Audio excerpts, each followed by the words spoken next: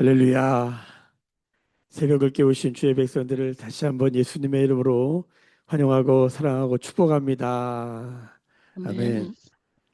우리가 성경을 묵상한다라고 할 때 성경을 묵상하기 위해서는 사실 한 네 가지 정도의 작업이 필요합니다. 뭐 여러 가지 관점 또 여러 가지 방법으로 얘기할 수 있지만 저희 매일교회에서는 한번 저를 따라서 한번 오른손을 한번 이렇게 펴보세요.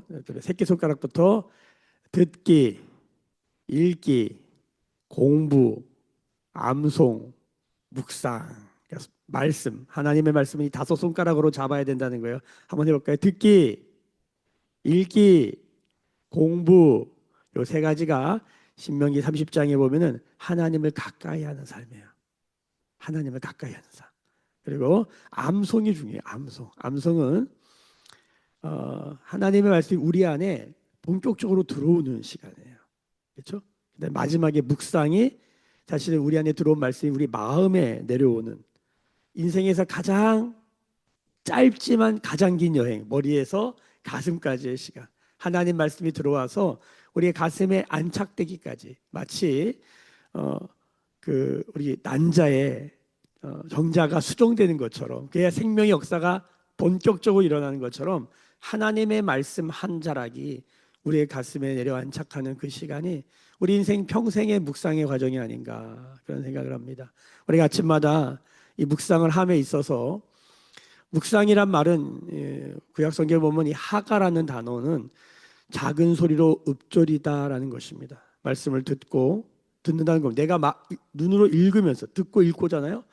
읽으면서 내가 들어요. 소리를 내서 읽는 것이 굉장히 중요합니다. 그래서 우리는 이 새벽에 시간이 많이 가지만 꼭 성경을 읽습니다. 이 새벽 예배 시간에 지금 아마 이제 유튜브로 이 말씀이 나갈 때는 이게 이제 앞에 부분 다 자르고 딱 말씀만 전한 부분만 가지고 듣기 때문에 이 앞에 찬양하고 기도하고 우리가 말씀을 읽고 있다는 게 드러나 있지는 않습니다. 그러나 숨어 있지만 우리 새벽 예배 때마다 우리가 가장 중요하다고 말하는 한 시간을 뽑으라면 사실 목사의 이 하나님 말씀을 대언 선포하는 것도 중요한 부분이지만 사실은 이거보다 더 중요한 건 우리 각자가 이 말씀 앞에서 말씀을 듣고 읽는 시간인 것입니다. 할렐루야. 하가하는 거예요. 작은 소리로 읊조리는 거예요. 이 말씀이 삼중일기라고 그러죠. 눈으로 읽는다, 귀로 읽는다, 입으로 읽는다. 이 삼중일기를 통하여 여러분 우리가 이 말씀을 되새기기를 원하는 것입니다.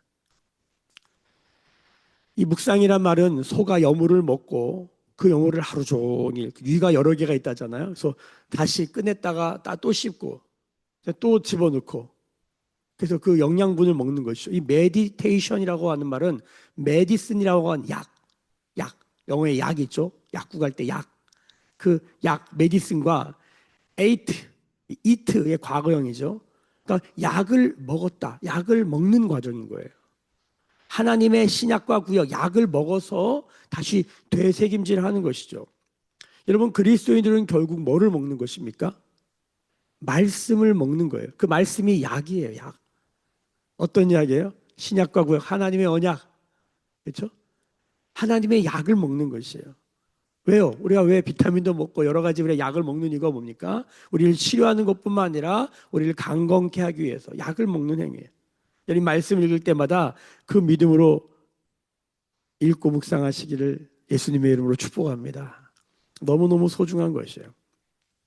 여러분 우리는 지금 역대하를 1장부터 30 이제 6장 내일 모레 뭐 금요일이면 이제 끝나잖아요. 목금 이틀 남았네요. 내일 모레면 이제 끝나는 거예요. 남유다의 20명의 왕을 쭉 따라온 거예요. 20명의 왕 마치 조선 왕조실록 500년 역사를 우리가 다 읽어내는 것처럼 한 나라의 왕들의 이야기를 쭉 읽는 거예요. 그런데 뭐 북이스라엘의 왕들도 있고 남유다의 왕도 있는데 이건 남유다 이야기를 주로 하고 있죠. 대부분이 참 못났어요. 못났어요. 우리가 사사기를 읽어보면은 제가 이제 이런 좀 속된 표현을 하지만 정말 하나같이 다 시시하다. 사사에서 점 빼면 시시잖아요. 사사라는 말은 재판관이라는 뜻인데 점을 하나 뺐더니 시시해 다들. 좀 더 세게 말하면 쪼다 같아. 쪼다. 하나라도 제대로 된 사람이 없어. 우리가 막 거기 사사시대의 사사들 중에 용맹하고 뛰어나다라고 말할 수 있는 사람들 누가 있습니까? 사실 예를 들어서 단 한 절 나오지만 삼갈이라는 사람은 소막대기로 사람을 600명을 쳐 죽입니다. 여러분, 와, 그 사람이 이스라엘을 구원했고 이스라엘 사사가 되었다. 그게 열광할 일입니까? 사람이 소막대기로 사람을 쳐 죽였는데 이 뭔가 좀 이상해요. 뭐 드보라, 그 가만히 들여다보면 엄청 억센 여자예요. 와, 대단. 저렇게 센 여자가 대가 세다. 막 이런 느낌이 들 정도예요. 뭐 삼손, 시대의 스캔들러. 가만히 들여다보면요. 하나같이 제대로 된 사람이 없어요. 그런데 놀라운 것은 그 사사들을 통하여서, 그 못난 사사를 통하여서 이스라엘을 포기하지 아니하시는 하나님의 영원한 사랑과 그분의 손을 발견하는 거예요. 하나님이 이스라엘을 포기하지 않으시는 거예요. 하나님의 백성을 포기하지 않으시는 거예요. 여러분, 역대하를 읽으면서 온전한 왕이 없어요. 온전한 왕이 없어요. 우리가 선한 왕이라고 말하는 여호사밧이나 시스기야나 오늘 요시야, 사실은 가만히 뜯어보면 온전하지 않아요. 물론 요시야는 조금 달라요. 그래도 인간이에요. 불완전해요. 온전하지 않아요. 그런데 우리가 이 성경을 읽으면서 사람만 보면은 어떤 일이 벌어집니까? 낙담하게 됩니다. 소망이 안 보입니다. 그런데 여기서 하나님을 볼 수 있으면 어떤 은혜입니까? 거기에 우리의 모든 소망이 있는 것입니다. 신앙을 한다는 것은 우리 인생을 살다가 어떤 사건이 일어납니다. 사건만 바라보는 게 아닌 거예요. 우리 역대하를 보면서 수많은 사람들의 이야기, 왕들의 이야기를 보지만 그 안에서 하나님의 이야기를 읽는 거예요. 그게 하나님 나라입니다. 묵상의 축복은 인사이트, 안을 들여다보는 것이에요. 세상에 흘러가는 이 세상의 역사 가운데 하나님의 보이지 않는 손을 보는 것입니다. 여러분, 이것이 묵상의 묘미요 백미입니다.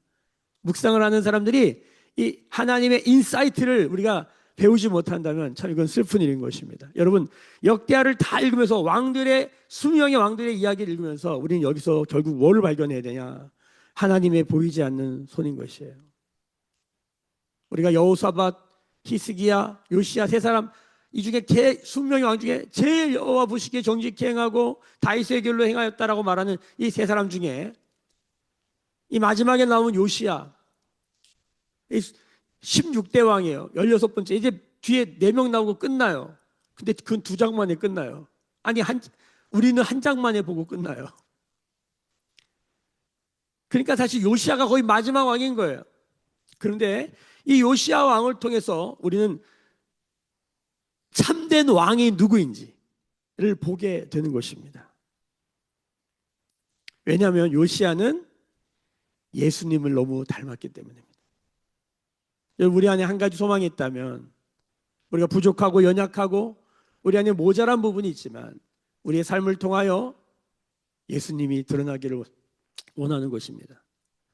저를 현미경으로 혹은 하나님의 빛을 비추어 보면 저는 여기에 설 수 없는 사람입니다. 그런데 여기 설 수 없는 제가 하나님 앞에 한 가지 소원을 고백한다면, 하나님, 저를 통해서 예수님이 드러났으면 좋겠습니다. 근데 돌아보면 그럴 만한 건덕지가 안 보여요. 살면 살수록 야, 참 쉽지 않다, 예수님 드러내기가. 그런데 제가 어제 제가 중국에서 선교사로 한 3년 있었는데 추방당했단 말이에요. 저는 중국 대학생들을 선교해야겠다라는 마음으로 들어갔다가 하나님이 한인 유학생들을 섬기게 하셨어요. 저의 계획에 있었던 일이 아니에요. 그래서 한인교회를 가게 하셨고, 한인교회 가자마자 그 교회가 1000명이 되는 아주 큰 교회였는데 교회가 공중분해됐어요. 왜? 공안이 주일날 예배를 못 드리게 해가지고. 그러면서 청년부 한 100명 정도 되는 청년부들을 데리고, 교회 건물은 없어졌고 영혼들은 있고 예배는 드려야 됐고, 그래서 예배를 지키려고 단 한 가지요. 그래도 사역자인데 영혼들이 붙어 있고 어른들은 다 흩어졌는데 청년들이 끝까지 따르는 거예요. 그래서 그들과 함께 한 2년여의 시간을 예배를 드렸어요. 건물이 없는데 산으로, 정말 산에 갔어요. 예배를 들로 뭐 호텔로, 식당으로 가다 어디까지 갔냐면 일본인이 경영하는 재즈 바에 가서 예배 드렸어요. 어제 그때 저와 함께 그 리더십을 행하였던 아주 훌륭한 청년들, 그때 당시 뭐 지금 보니까 2살, 3살, 5살 이런 애들이에요. 그냥 지금 생각하면 참 어린 애들인데 지금 생각하면 참 귀한 사람들이에요. 그 친구들과 함께 그 친구들이 참 잘 섬겼어요. 그래서 그 어려운 가운데서도 그 청년부가 부흥되니 얼마나 당황스러워요. 이게 부흥되면 안 되는데 지금 중국 공안에 쫓기는 신세인데 그때 그 역전의 동지들 어제 다 만났어요. 왜냐하면 제가 추방되는 그 해에 마지막 리더로 세웠던 조현주 자매라는 자매가 있는데 이제 한 40대 중반이 안 됐어요. 이제 40대 한 중반 좀 됐나? 나이가 그렇게만 됐는데 어제 남편이 하나님의 부름을 받아 소천했어요. 미랄두리 학교 가족 캠프 할 때 이 형제가 이 남편이 이 예배 사역의 조명 이 사역을 감당한 한 20년 동안 이 사역을 오래 감당을 했는데 제가 찬양 사역하면서 이 형제에게 신세를 많이 졌어요. 우리 미랄두레 캠프에도 와서 조명으로 섬겨줬는데 그때도 아픈 몸을 이끌고 와서 암이었는데 와서 섬겨줘서 얼마나 미안하고 또 고마운 마음이 있었던지 그래서 마음에 항상 이 고마운 마음을 간직하고 있었는데 어제 하나님의 부름을 받고 간 거예요. 그래서 어제 또 우리 그때 저희가 그 북경에 있었던 그 시간을 그루터기다라고 합니다. 이 한 교회가 5개 교회 이름을 갖습니다. 원래 북경 성삼교회였는데 이 교회가 중국 공안의 핍박을 받아서 동신교회라고 이름을 바꾸면서 거기서 어느 지역으로 옮깁니다. 거기서 또 두드러 맞아요. 그래서 거기서 또 다 흩어져 가지고 그루터기 말씀드렸던 것처럼 어른들은 다 거고 그루터기 청년들만 나와서 우리가 그루터기가 되자. 그래서 그루터기라는 교회 이름으로 예배를 드리다가 이게 한인 청년들이 100명이 모이니까 이게 보통 이게 일이 아닌 거예요. 이 돌아다녀도 한계가 있는 거예요. 그래서 어느 날 어떤 분을 통해서 중국 공안에 신고를 해야 된다. 그래서 제가 중국 공안에게 신고하는 과정 가운데 이름을 밝히다가 이름의 뜻을 물어봐서 나무 밑둥이 잘린 겁니다. 그랬더니 공안이 정확하게 워딩을 이렇게 했어요. 너희들 끝까지 해보자는 거냐. 나무 밑둥이 잘린 거라 했더니 이제 우리가 어떤 나무가 잘린 거잖아요. 야, 아니 그런 거 아니다. 중국 정부랑 갈등이나 반목하고 싶은 마음이 없다. 그래서 이름을 바꿨어요. 일주일 만에 바꿨어요. 그래서 청년들이랑 회의하면서 아무 이름이나 하자. 그래서 교회 이름을 북경중앙교회로 한 거예요. 그래서 북경중앙교회로 등록을 했는데 등록을 받아주는 게 아니라 구두 허가. 그래 예배 드려라. 그래서 청년들과 함께 한 빌딩의 한 몇 층을 얻어서 거기서 이제 정착을 하게 됩니다. 그러면서 어른들이 모이기 시작합니다. 교회가 졸지 200명이 넘는 교회가 됐어요. 제가 전도사인데 북경에 여러분 뭐 10년, 20년 사역한 목사님들인데도 교회가 다 조그만한데 전도사가는 목회하는 교회가 사람이 200명이에요. 200명. 이게 보통 문제가 아니에요. 그러니까 제가 목회를 하다가 야 이거 정말 내가 감당할 감이 아니구나. 그래서 목사님을 청빙을 했어요. 그게 손용규 목사님, 의사세요. 이비인후과 의사. 지금도 경주에서 의사로 사시는데 의사 선생님이신데 한의사에도 공부를 많이 하신 거죠. 근데 뭐예요? 목사님이에요. 정말 마틴 로이드 존스 같은 분이죠. 그래서 그분이 저희 교회 담임 목사님으로 오셨어요. 그래서 그분이랑 사역하다가 같이 추방돼요. 그때 추방될 때 그 리더했던 자매가 조윤주 자매인데 그 남편이 어제 소천하는 거예요. 그래서 어제 흩어져 있던 우리 그루터기들을 다 모았더니 어제 이제 카톡방에 모였더니 50명이 넘더라고요. 다 모아가지고 어제 올 수 있는 이제 어제 오늘 내일까지 이제 장례를 치는데 다 모였어요. 20년 만에 만난 동지들이죠. 그땐 다 20대 청년이었는데 이젠 다 아이들 다 있고 다 교회에서도 중직자하고 그리고 다들 공부들을 잘해가지고 사회 곳곳에서 아주 귀한 삶을 감당하고 있더라고요. 근데 가만히 보니까 그때 청년들 중에 사역자가 10명이야. 목사가 10명이야.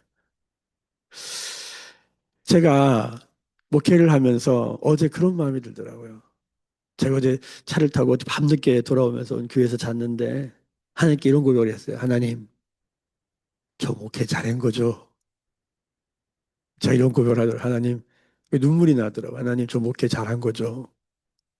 저희는 도망 다녔고 저는 전도사라 말씀을 어떻게 전해야 될지 몰라가지고 책이 한 권 없고 말씀 가지고 씨름하면서 그 너무너무 이 말씀 전하는 게 스트레스예요. 그때는 스트레스. 주일 말씀 전하지, 새벽 예배 다 전하지, 금요 예배 말씀 전하지. 저도 그때 35살쯤 됐는데 정말 쉽지 않더라고요. 그래서 저는 막 목회를 엉망으로 하고 있는데 돌아보니까 그 엉망인 목회에 목사가 10명이 나왔어요. 그 제가 이런 마음이에요. 하나님, 저 목회 잘한 거죠? 그러면서 제 마음에 또 한 가지 말이 나오는 거예요. 뭐라고 그러냐면 주님이 하셨습니다. 주님이 하신 거죠. 나이가 이제 이만큼 들어서 나름대로 목회가 익어가는 이 시절에 목회를 하면서 하나님의 사람 한 명을 잉태하고 훈련하는 게 얼마나 어려운가. 저도 자식을 키우는데 자식도 예수 믿게 하는 게 이게 보통 일이 아니다. 쉽지 않다. 나는 날마다 넘어지고 자빠지고 모자란 모습 투성인데 하나님은 그 가운데 일하신다. 여러분 사사기를 보고 역대하를 보고 나를 보는데 우린 다 쪼다 같아. 우린 다 시시해. 우린 하는 짓거리들이 다 거기서 거기야. 그런데 우리 주님은 지금도 시퍼렇게 살아계셔서 이 연약한 우리를 통해서 복음을 역사하고 계신 줄로 믿습니다. 하나님께 선한 왕이다라고 일컫는 사람들은 단 한 가지예요. 하나님을 이용해 먹지 않고 하나님께 쓰임 받고자 해서 어떻게 하면 내가 하나님 말씀대로 살 수 있을까를 고민한 사람이에요. 그 중에 요시야 왕은 8살의 왕이 되어서 8년을 준비하며 16살이 되던 10대 그 사춘기, 요즘으로 말하면 그 질풍노도의 시기 한가운데를 보내는데 참 이쁜 짓을 많이 해요. 남유다 북이스라엘 모든 지역의 우상을 제거한다. 첫 번째. 두 번째, 성전의 기초부터 다시 수리하고 보수한 사람은 요시야밖에 없어요. 성전을 기초부터 다시 수리하다가 뭘 발견해요? 두 가지를 발견해요. 첫 번째, 돈을 발견해요. 여러분, 성전을 수리하면, 우리 마음의 성전을 수리하면 하나님이 물권도 주시는 줄로 믿습니다. 근데 그거를 내 배를 채우는 데 쓰지 않고 하나님의 사람들 위해 다 나눕니다. 그러다 뭘 발견해요? 두 번째, 여호와의 율법 책을 발견해요. 발견했다. 이 발견이라는 단어가 중요한데 마차, 정확하게 말하면 나타났다예요. 성전에 원래 말씀이 있었다 없었다? 있었어요. 근데 그동안 아무도 그걸 못 찾은 거예요. 20명의 왕 가운데 그걸 찾은 인간이 아무도 없는 거예요. 성전의 기초를 수리하다가 우상 제거를 하고 성전을 정결케 하다가 뭘 발견해요? 말씀이 나타났다. 마차. 여러분, 은혜 중에 은혜가 무엇입니까? 말씀이 나타나는 것입니다. 역사 중에 역사가 뭡니까? 성령이 나타나는 것입니다. 여러분, 우리 안에 한 가지 간절한 갈망이 있다면 주님, 우리의 삶을 통하여 성령님 나타나십시오. 말씀이 나타나는 역사. 우리 10대들이, 우리의 자녀들이 그의 삶 가운데 말씀이 나타나면 끝나는 거예요. 그 말씀 안에 하나님 사랑을 경험하면 끝나는 거예요. 주님의 사랑 이같이 한번 경험하면 주의 사랑 모두에게 전하고 싶으리. 말씀이 나타나면 끝나는 거예요. 여러분, 그 말씀이 나타남의 최후가 무엇입니까? 말씀이신 하나님이 천지를 말씀으로 창조하신 그 말씀 하나님께서 육신을 입고 이 땅에 나타나신 것입니다. 바로 예수 그리스도입니다. 말씀이 나타난 거예요. 할렐루야. 우리 삶 가운데 말씀이 나타나기를 소망하는 거예요. 말씀이 육신이 되기를 소망하는 거예요. 우리의 평생의 몸부림 뭡니까? 말씀 한 자락 살아내기를 소망하는 거예요. 그 중심은 무엇이에요? 하나님을 이용하는 것이 아니라 하나님께 쓰임받는 사람 되기 원하는 거예요. 이게 하나님 보시기에 정직해 가며 하나님 다윗의 길로 행하였던 사람들 선한 왕이다라고 말하는 것입니다. 여러분, 수명의 왕 가운데 이 16번째 8살짜리 이 요시야 왕이 이런 일들을 행합니다. 성전을 수리하면서 말씀을 발견하고 그 말씀 앞에서 뭐 해요? 대성통곡을 해요. 왜 이걸 이제 알았는가? 우리의 역사를 이렇게 보냈는데 왜 우리 할아버지, 우리 아버지들은 왜 이것을 몰랐는가? 왜 우리가 이렇게 하나님이 주신 나라, 하나님이 주신 인생인데 왜 이렇게 우리는 저주스럽게 사는가? 신명기 말씀을 읽다 깨닫는 거예요. 우리가 하나님께 가까이 가지 않았구나. 그래서 자신뿐만 아니라 나라를 개혁함에 있어서 요시야가 철저하게 행합니다. 그래서 말씀대로 행하는 것이죠. 그리고 그 말씀대로 행하는 것의 마지막 모습이 뭐냐? 오늘 말씀 바로 유월절을 지킵니다. 여러분, 성경의 유월절 이야기는 정확하게 총 7번 나옵니다. 다른 출애굽기에 한번 나와요. 출애굽할 때. 근데 유월절은 아니고 그때 6월에 그 역사가 일어나는 거죠. 10가지 재앙이 일어날 때 마지막에 장자가 다 죽어나가는데 집 들어가는 문의 문설주에다가 어린 양의 피를 바른 집만 유월, 너물 월이에요. 뭐가 넘어가고 넘어간 거예요. 우리는 패스오버 데이라고 하는 게 하나님의 재앙이 넘어갔다는 너무 잘 아는데 그것만 넘어간 게 아니에요. 하나님의 재앙은 그 집 뒤로 넘어갔고 그 집 문설주 안으로 뭐가 넘어간 거예요? 하나님이 넘어 들어가시는 거예요. 이게 왕의 언약이라고 하는 고대 근동의 아주 유명한 언약이에요. 우리 매일 교회 성도들은 많이 들어서 아시지만 재앙이 넘어갔다만 알면 반쪽짜리예요. 6월절은 뭘 알아야 돼요? 그 안에 하나님이 들어가시는 역사예요. 예수 믿는 사람의 가운데 가장 강력한 은혜 중에 은혜요. 우리가 이것 때문에 존재한다고 말하는 게 뭐냐면 하나님이 우리 안에 들어오시는 역사예요. 영접하는 자, 곧 그 이름을 믿는 자들에게는 하나님의 자녀, 하나님의 핏줄이 되는 역사예요. 양자 되는 역사예요. 할렐루야. 믿음으로 일어나는 역사죠. 하나님이 우리 안에 들어오는 역사예요. 지금도 우리 하나님은 계시록 3장 22절에 볼지어다 내가 문 밖에 서서 두드린다. 왜 두드려요? 안으로 들어가려고.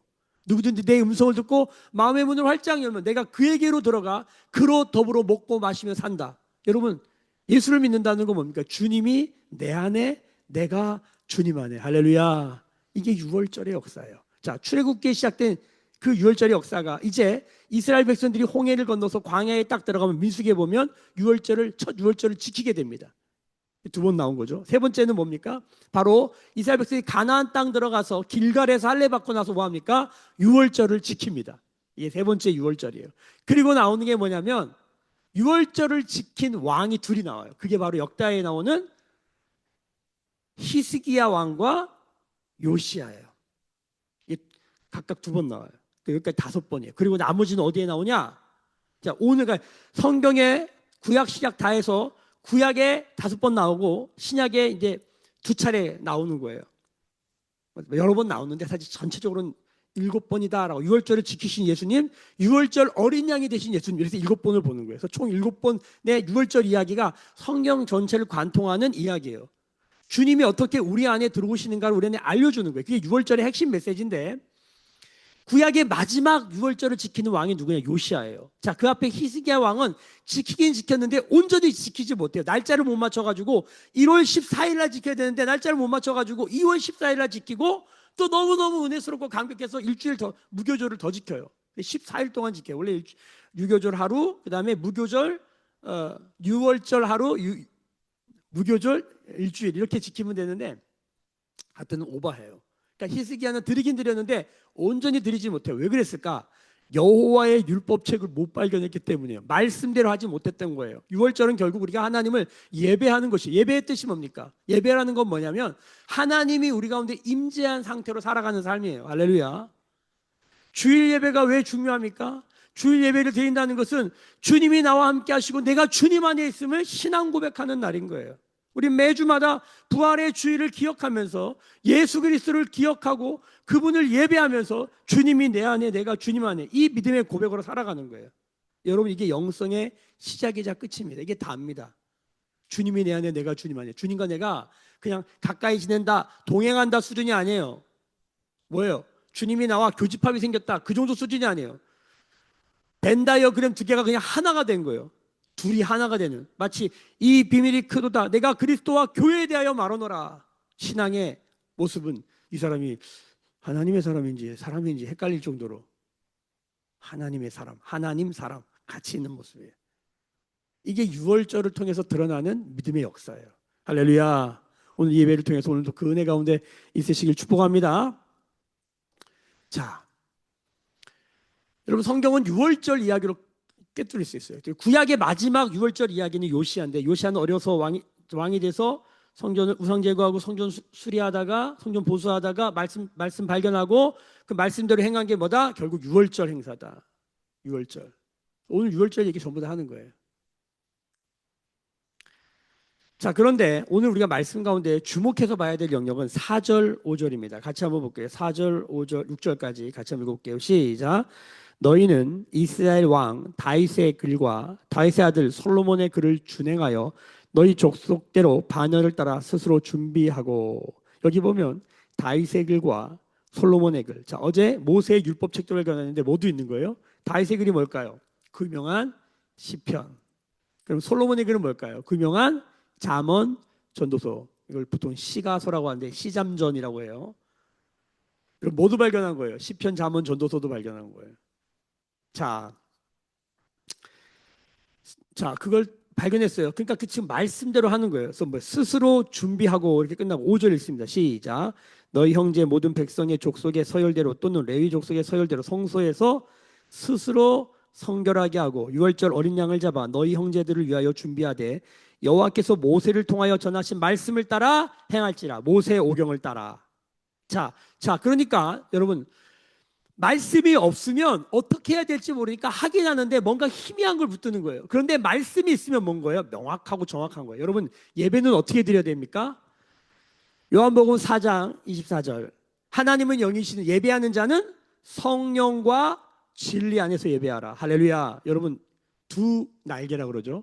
성령과 진리로 예배할 줄 알아야 돼요. 여러분 성령으로 예배하시기를 예수님의 이름으로 축복합니다. 동시에 뭘로 예배할 줄 알아야 돼요? 진리로 예배할 줄 알아야 돼요. 진리로 예배한다는 건 쉽게 말하면 뭐예요? 말씀대로 예배하는 것이에요. 여러분 말씀이 있으면 우리 안에 어떤 일이 있냐면 여러분 우리가 신앙고백하다 보면 이런 말 많이 하잖아요. 주님이 하셨습니다. 주님이 하십니다. 그럼 예배도 누가 하는 거예요? 주님이 하게 하시는 거예요. 주님이 하게 하시는 거예요. 믿으십니까? 이 새벽 예배도 주님이 하게 하시는 줄로 믿습니다. 근데 이 고백만 가지고 살면 어떻게 될까요? 죄송해요. 인간이 그렇게 간단한 존재가 아닌 게 요 고백을 하다가 나중에 고르반 하는 거. 고르반 알죠? 나는 부모님께 효도했다. 그리고 뭐예요? 한 거예요. 주님이 하게 하신다. 그리고 한 거예요. 여러분 말만 들으면 안 됩니다. 신앙 고백은 너무너무 중요한데 신앙 고백적 삶을 사느냐가 중요한 거예요.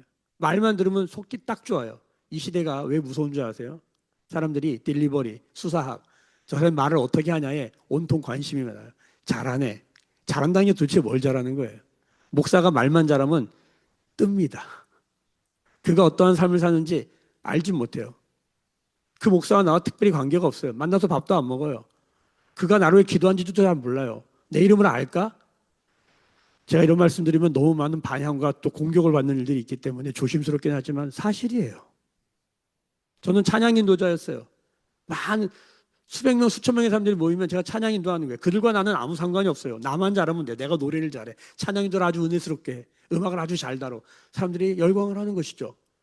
그것도 은혜가 있어요. 근데 제가 그 찬양 인도를 오랫동안 하면서 한 가지 목마름이 있었어요. 그건 뭐냐면 뭔가 목말라. 근데 이제 개척을 하고 목회를 하면서 깨닫는 것이죠. 아, 그들과 나는 아무 상관이 없었어요. 저는 온누리교회에서 찬양 인도를 했는데 사람들이 막 이게 뭐라 그래요? 빠들이 생긴 일종의 스타일이 좋은 거야. 그들과 나는 아무 상관없어요. 그분의 이름, 그분의 가정 상황 난 몰라요. 너무 힘든가 보다 어려운 것보다 긍휼함 안 가지고 그냥 하는 거지.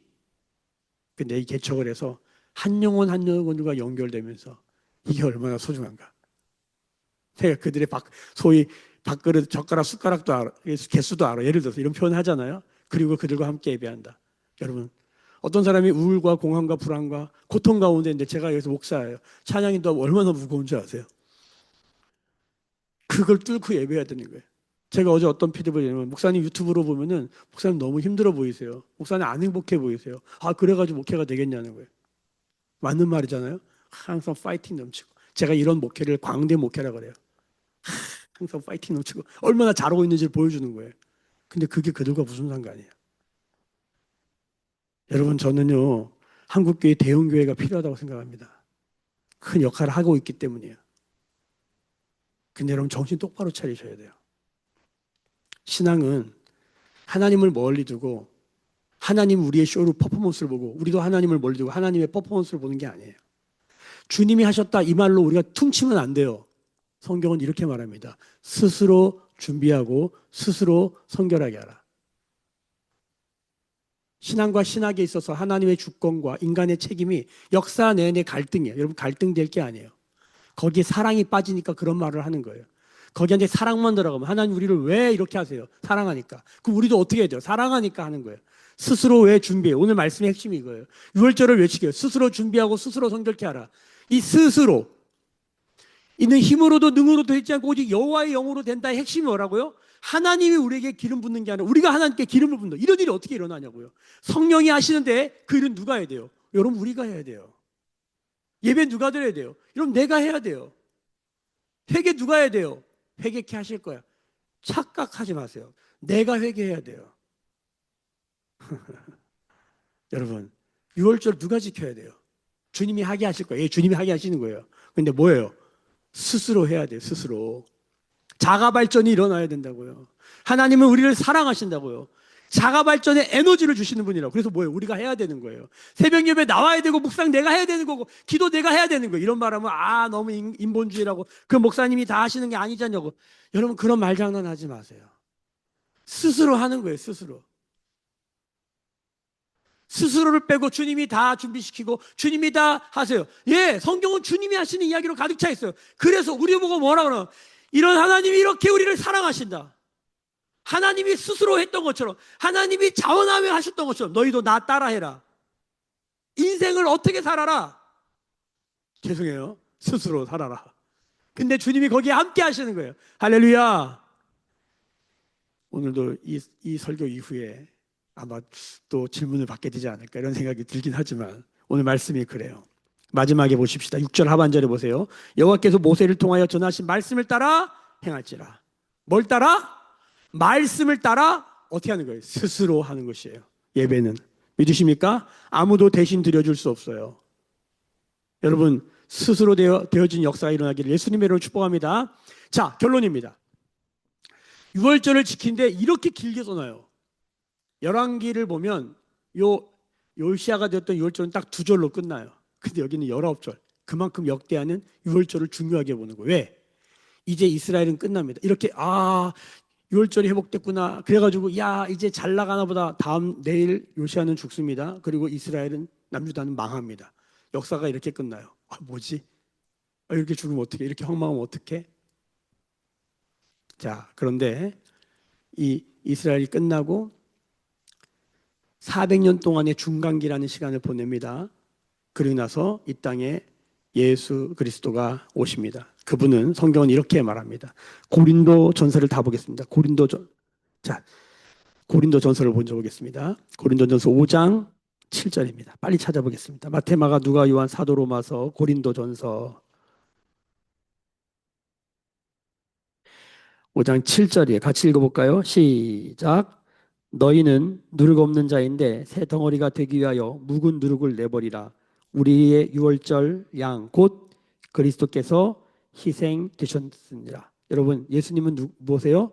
유월절 어린 양이 되십니다. 그래서 세례 요한은 예수님을 보고 이렇게 말합니다. 요한복음 1장 29절에 보면 보라 세상 죄를 지고 가는 하나님의 어린 양이로다. 예수님의 사복음서 이야기는 유월절 이야기입니다. 그래서 다 보긴 어렵지만 다 이 말씀을 찾아보겠습니다. 마태, 마가, 누가, 요한복음입니다. 요한복음 13장 다 펼쳐보세요. 요한복음 13장 같이 읽어보겠습니다. 1절입니다. 제가 읽겠습니다. 함께 읽읍시다. 시작. 유월절 전에 예수께서 자기가 세상을 떠나 아버지께로 돌아가실 때가 이른 줄 아시고 세상에 있는 자기 사람들을 사랑하시되 끝까지 사랑하시니라. 할렐루야. 6월절의 핵심 메시지입니다. 하나님의 사람, 세상에 있는 자기 사람들을 사랑하시되 어떻게? 끝까지 사랑하시니라. 그래서 기도 때마다 이 고백을 하는 거예요. 우리를 끝까지 사랑하시는 주님. 그 주님이 어떻게 하시나 보십시다. 요한복음 19장으로 가보세요. 요한복음 19장 14절입니다. 요한복음 19장 14절 같이 읽습니다. 시작. 이날은 6월절의 준비일이요 때는 제6시라. 빌라도가 유대인들에게 이르되 보라 너희 왕이로다. 예수님이 십자가에 달린 모습입니다. 예수님은 유월절 어린 양으로 이 땅에 오셔서 유월절 어린 양이 되셔서 유월절 어린 양으로 죽으셨습니다. 마가복음, 누가복음 다 읽으면 좋은데, 그리고 예수님은 이 일을 위해서 최후의 만찬을 하시죠. 최후의 만찬, 성찬이라고 그러죠. 그거 언제 하십니까? 6월절에. 누가복음 22장 빨리 펼쳐보겠습니다. 마태마가 누가복음 22장. 누가복음 22장 7절을 제가 7절부터 보는데, 자, 6월절 양을 잡을 무교절이 이른지라. 예수께서 베드로와 요한을 보내시며 이르시되 가서 우리를 위하여 6월절을 준비하여 우리로 먹게 하라. 6월절을 준비하는 거예요. 지금 오늘 요시아가 6월절을 준비했던 것처럼.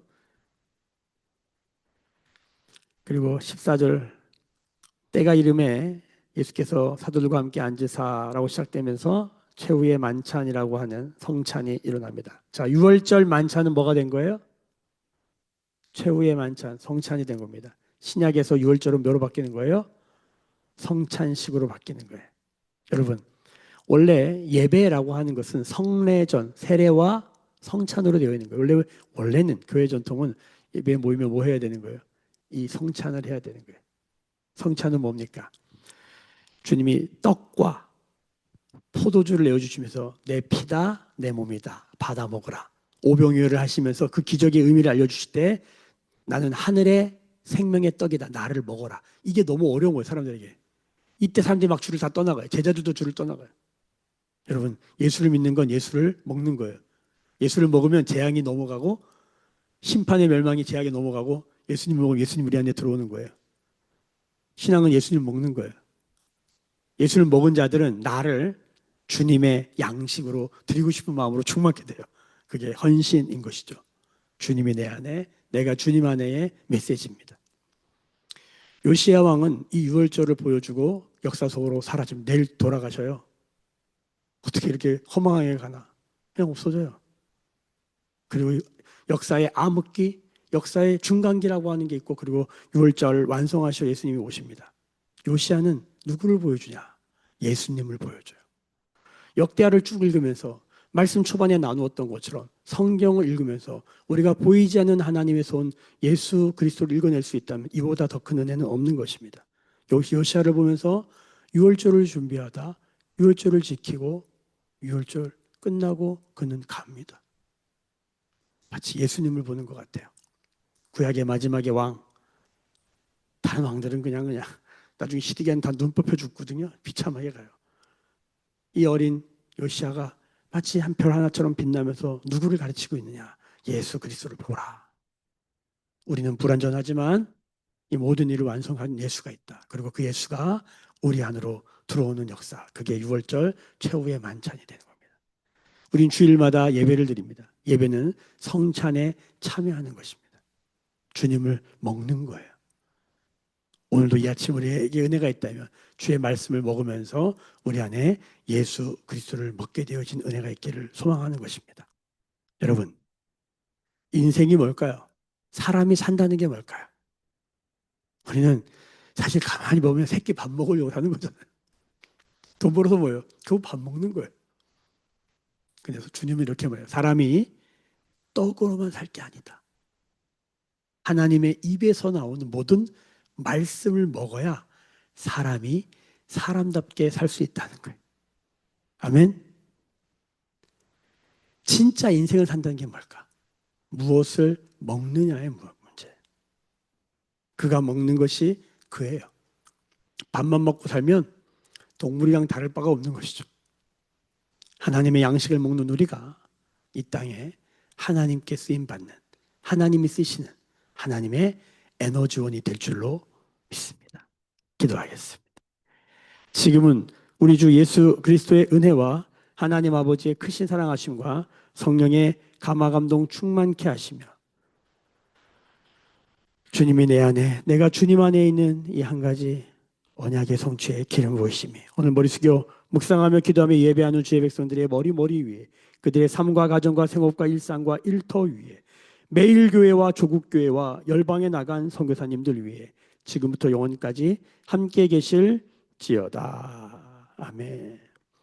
주의 영광 이곳에 가득해 우린 선의 주님과 함께해 찬양하며 우리는 전진하리 모든 열방 주 볼 때까지.